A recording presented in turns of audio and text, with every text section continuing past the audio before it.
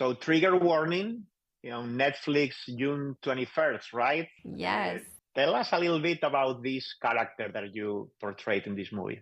So I play Parker, who's a special forces commando, and she's on active duty, and suddenly her father passes away, and she has to go back and kind of tie up loose ends. But when she comes home, things just don't feel right with his death, and she starts to really investigate and try to unravel the mystery behind it, and in the process exposes corruption in her small town, and decides to take it on and try and right the wrongs that are happening in her small crazy town. action. And lots of crazy action. It's sort of like a throwback action movie. It's very gritty, lots of hand-to-hand combat, and I learned knife fighting, which was really fun. Everything from a machete to a dagger, and so that was fun. Yeah. But you've always been like comfortable in action movies, right? I have been, yeah. It's where I probably feel most comfortable because I started my career in Dark Angel, which was a TV show, and I learned so much there. And I feel like, there haven't been really many opportunities for me to put my skills to use. So this was definitely a fun one.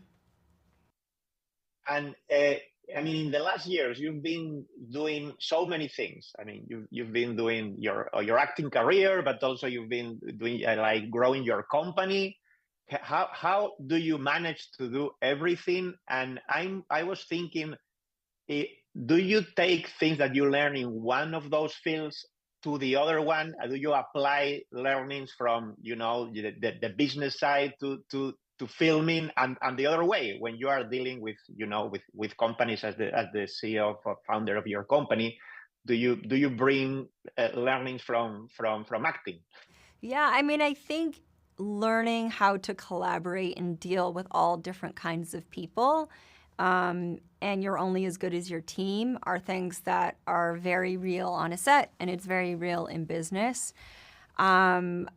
It's a challenge to try and do both. So I have, after 12 years, I decided to, just really take a seat on the board for The Honest Company. I took it public a couple years ago, and we have a great leadership team. So I'm not really involved in the day-to-day anymore, which is nice. And it frees me up to do more producing and more acting and things like that, more things in entertainment. And I feel like this is just a really great time in Hollywood where there's so much opportunity for women and for Latinos in particular, and so much representation that we need.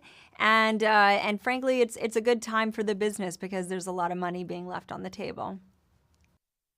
So what is coming in your pipeline now that you mentioned that you are going to be like working more and more?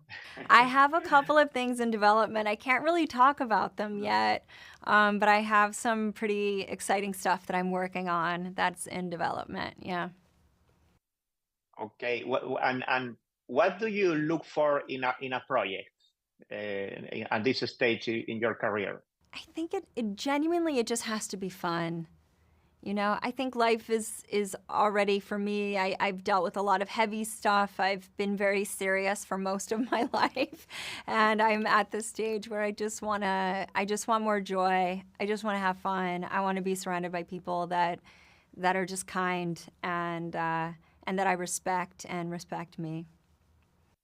Great. Well, looking forward to seeing those fun projects. Thank you so much, Jessica. Thank you.